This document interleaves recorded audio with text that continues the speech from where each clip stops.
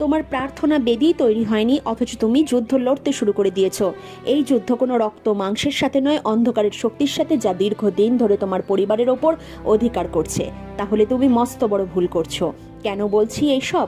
তার জন্য ভিডিওটিকে অবশ্যই শেষ পর্যন্ত দেখতে হবে। আমাদের প্রার্থনা বেদির সঙ্গে যুক্ত আমাদের আত্মিক মূল অনুশাসন, আর এই অনুশাসনই আমাদের আত্মিক যুদ্ধকে সঠিকভাবে পরিচালিত করতে সাহায্য করে। যুদ্ধ গিয়ে জয়লাভ করা সাধারণ ব্যাপার, তবে সেই জয়লাভ দীর্ঘদিন পর্যন্ত ধরে রাখাই হলো অসাধারণ ব্যাপার। আমরা দুষ্ট আত্মাদের মারতে পারি না, দুষ্ট আত্মাদের বিনাশ করতে পারে একমাত্র ঈশ্বর। তবে ঈশ্বর আমাদের কিছু অধিকার দিয়েছেন দুষ্ট আত্মাদের বাঁধতে, তার কার্যকে নিয়ন্ত্রণ করতে, তাকে বের করে দিতে এবং যিশুর নামে তাকে ধমক দিতে।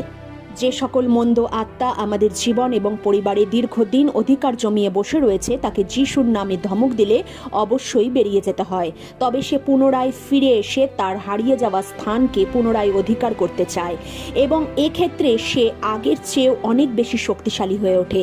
কারণ বাইবেল বলে, মন্দ আত্মারা একবার বেরিয়ে গেলে সে শুকনো জায়গা খোঁজে, কিন্তু সে যখন পায় না, তখন আগের চেয়ে আরও বেশি শক্তিশালী হয়ে সে ফিরে আসে। এইবার সে যখন ফিরে এসে দেখে আমাদের জীবন প্রার্থনাশীল নয়, পরিবারে রয়েছে নানা রকম অনৈতিক কার্য, পাপ থেকে সম্পূর্ণ মন ফেরাতে পারেনি, তখন সে আগের চেয়ে আরও বেশি ভয়ঙ্কর হয়ে ওঠে। তাই মন্দ আত্মাকে যিশুর নামে ধমক দেওয়ার পূর্বে এবং তাকে অধিকারচ্যুত করবার আগে আমাদের উচিত আমাদের আত্মিক অধিকার বুঝে নেওয়া এবং প্রার্থনা বেদি তৈরি করা, নিরন্তর প্রার্থনাশীল হয়ে ওঠা।